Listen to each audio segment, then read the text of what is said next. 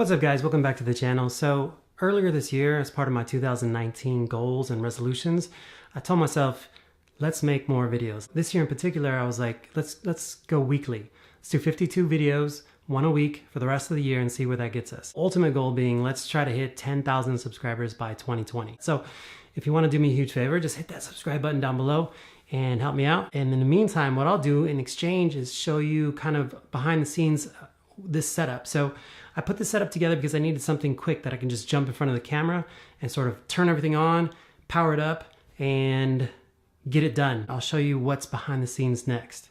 All right guys, so here's the setup that I'm working with. This is a Lumix G7.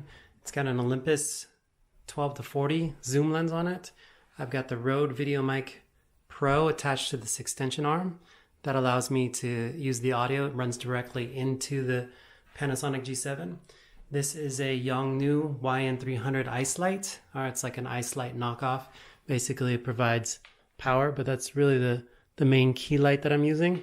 It's got battery power, and the whole thing is this, it all needs to be battery powered because I don't want to have to run it into any outlets. It's all mounted to what is basically an IKEA clothes rack. So it's on casters down there, you can see. It's got casters on each side, which makes it super portable. It's height adjustable, so I can adjust this up and down. And then to make sure my levels are right, I've got this little magnetic leveler. It's attached there. One cool thing is that the Panasonic G7 has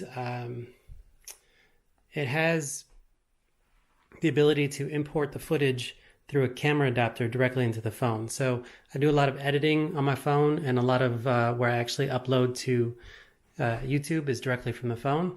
And so it allows me to capture the footage quickly from the G7 directly, export it into my phone, and then off to the web. So that's the whole setup. And it's completely mobile, so it's not attached to anything. I can maneuver this around, move it around, spin it around. I'll just give you a quick look at the back in terms of the back of the setup. So again, that's kind of just from the back. So if you guys have questions about any of this, just let me know. But otherwise, that's the entire setup. That's kind of what setup. That's what I used to shoot that last segment. All right, guys, if you found that helpful, useful, if you like the content in any way, hit that thumbs up, really helps me out.